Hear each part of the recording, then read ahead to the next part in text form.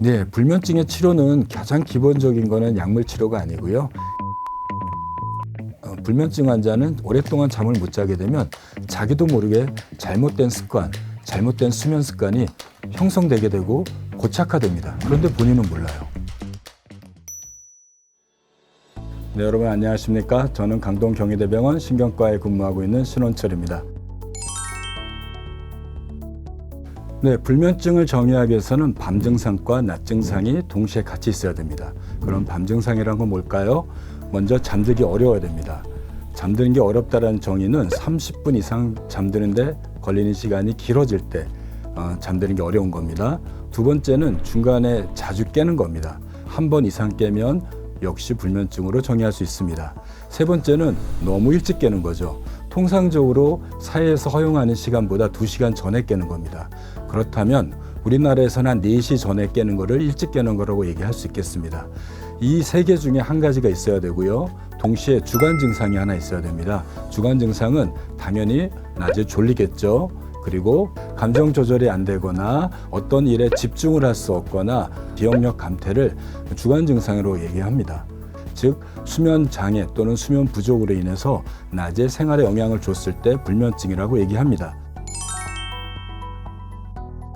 네, 불면증의 치료는 가장 기본적인 거는 약물 치료가 아니고요. 인지행동 치료입니다. 불면증 환자는 오랫동안 잠을 못 자게 되면 자기도 모르게 잘못된 습관, 잘못된 수면 습관이 형성되게 되고 고착화됩니다. 그런데 본인은 몰라요. 잠이 안 오는데 계속 누워 있는다든지, 그리고 텔레비전을 켜놓고 있거나 음악을 듣거나 스마트폰을 계속 보는 이런 잘못된 습관들이 못 자는 사람들한테 너무 많이 열려 있습니다. 그렇기 때문에 이 잘못된 거를 스스로 알게 하고 교정하도록 하는 게 인지행동 치료 중에 행동 치료입니다. 인지 치료는 불면증 환자들은 잠을 못 자는 것에 대한 너무나 괴로움을 갖고 있기 때문에 그거에 대한 걱정이 머리끝까지 올라가 있는 거죠. 잠을 더 자야 되는데, 내가 못 자면 치매가 걸린다는데, 이것이 내 질병을, 내 혈압을, 당뇨를 악화시킬 텐데, 내가 아마 빨리 죽을지도 몰라, 나한테 암이 있을 거야. 그러면 인지행동 치료는 본인들이 생각하고 있는 과대한 또는 과도한 잠에 대한 걱정, 불안, 잠에 대한 요구들을, 그런 것이 아니다라는 것들을 교육하고 알려주는 게 인지치료입니다. 이 두 가지를 묶어서 우리나라에서는 4주, 미국에서는 8주를 매주 와서 교육시키는 게 인지행동 치료입니다. 이렇게만 해서 환자가 좋아질 수도 있지만요. 우리나라 환자들은 마음도 급하고 빨리 낫기를 원하지 않습니까? 그럴 때는 약을 쓰게 되죠. 궁극적으로 약을 쓰는 목적은 수면의 습관을 개선하고 일주일 리듬을 교정해서 나중에 약을 끊기 위해서 일시적으로 쓰는 겁니다. 어떻게 보면 심한 통증 환자한테 진통제 쓰는 거하고 좀 비슷하죠. 불면증도 마찬가지입니다. 약을 쓰는 거는 평생 쓰는 것이 아니라 불면증 습관을 개선하고 인지행동 치료를 교정하기 위해서 그 시간을 벌기 위해서 잠깐 약을 쓰는 겁니다.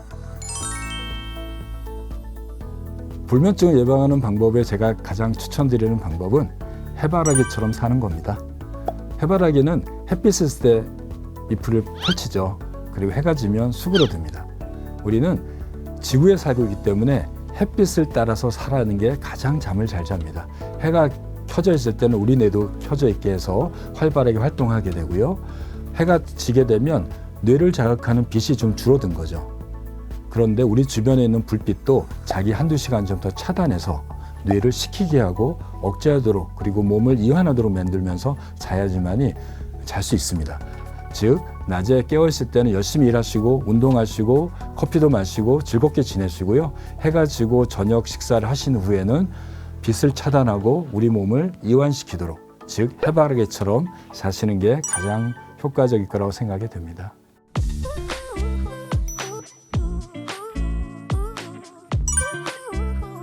이제 정답은 옵니다.